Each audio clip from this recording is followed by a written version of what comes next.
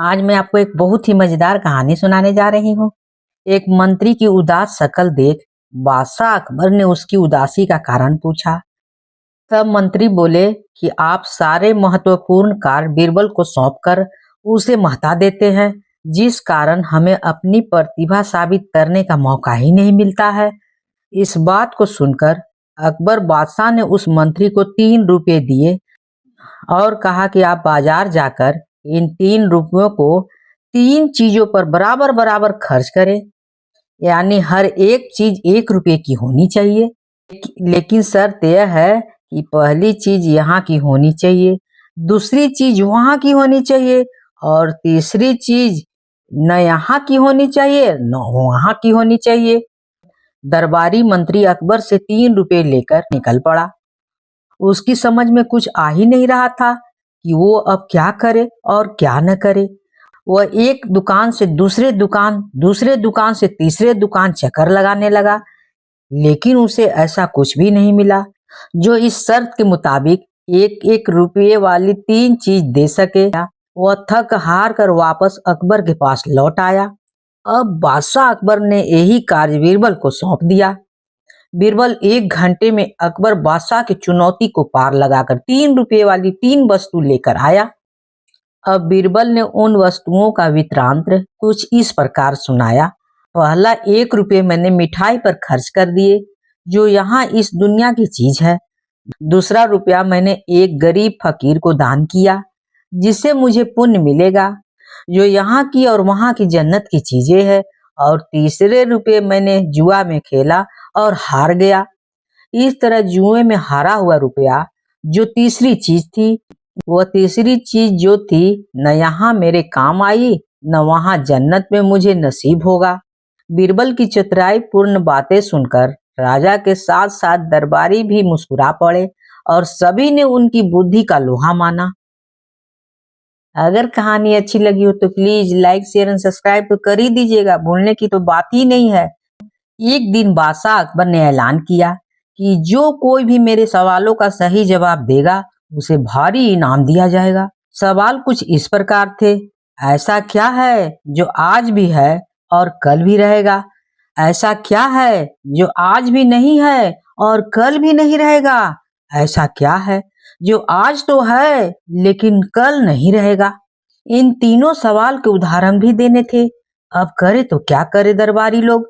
किसी को भी चतुराई भरे इन सवालों का जवाब देना नहीं सूझ रहा था। तभी बीरबल बोला, हुजूर, आपके सवालों का जवाब मैं दे सकता हूँ, लेकिन इसके लिए आपको मेरे साथ शहर का दौरा करना होगा, तभी आपके सवाल सही ढंग से हल हो पाएंगे। अकबर और बीरबल ने भेष बदला और सूफियों का बाना पहनकर निकल पड़े। कुछ ही देर बाद वे बाजार में खड़े थे। फिर दोनों एक दुकान में घुस गए। बीरबल ने दुकानदार से कहा, हमें बच्चों की पढ़ाई के लिए मदरसा बनवानी है, तुम हमें इसके लिए 1000 रुपये दे दो। जब दुकानदार ने अपने मुनीब से कहा, इन्हें 1000 रुपये दे दो, बीरबल बोला, जब मैं तुमसे रुपये ले रहा हूँ तो तुम्हारे सिर पर जूता मारूंगा, ये सोच लो। हर 1 रुपये के पीछे 1 जूता पड़ेंगे। बोलो, तैयार हो? यह सुनते ही दुकानदार के नौकर का पारा चढ़ गया और वह बीरबल से 2-2 हाथ लगाने के लिए आगे बढ़ गया। लेकिन दुकानदार ने नौकर को शांत कराते हुए कहा, मैं तैयार हूँ, लेकिन मेरी एक शर्त है। मुझे विश्वास दिलाना होगा कि मेरा पैसा इसी नेक काम पर खर्च होगा। ऐसा कहते हुए दुकानदार ने सिर झुका दिया और बीरबल से बोला कि जूता मारना शुरू करे। तब बीरबल और अकबर बिना कुछ कहे सुने दुकान से बाहर निकल आए। दोनों चुपचाप चले जा रहे थे कि तभी बीरबल ने मौन तोड़ा।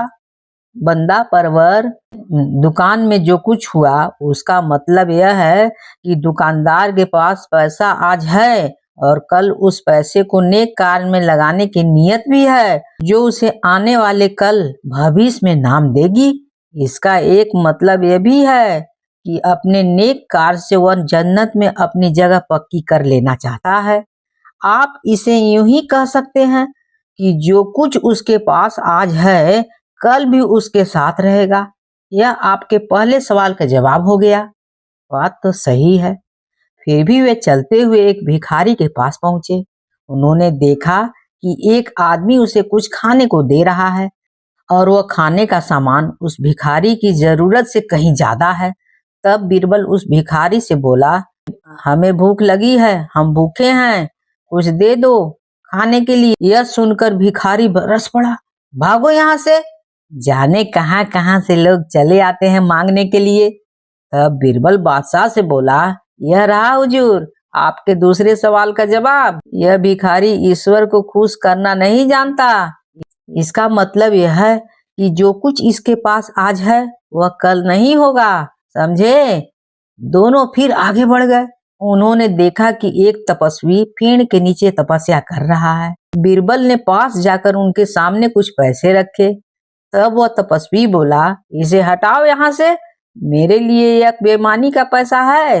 ले जाओ इधर से, ऐसा पैसा मुझे नहीं चाहिए। अब बीरबल बोला, हुजूर इसका मतलब समझे? इसका मतलब यह हुआ कि अभी तो नहीं, लेकिन बाद में हो सकता है। आज यह तपस्वी सभी सुखों को नकार रहा है, लेकिन कल यही सब सुख उसके पास होंगे। और हुजूर चौथी मिसाल आप खुद हैं। पिछले जन्म में आपने शुभ कार्य किए थे, जो यह जीवन आप शानो शौकत के साथ बिता रहे हैं। किसी चीज की कोई कमी नहीं है।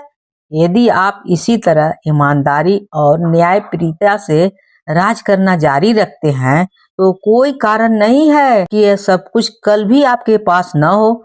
लेकिन यह न भूले कि यदि आप राह भटक गए हो तो कुछ साथ नहीं रहेगा। अपने सवालों के बुद्धिमत्ता चतुराई भरे जवाब सुनकर बादशाह अकबर बेहद खुश हुए और बीरबल को खूब ढेर सारे इनाम देकर सम्मानित किया। अगर कहानी अच्छी लगी हो तो प्लीज लाइक शेयर सब्सक्राइब तो कर ही दीजिएगा। भूलिएगा बिल्कुल नहीं। कहानी होती है समाप्त।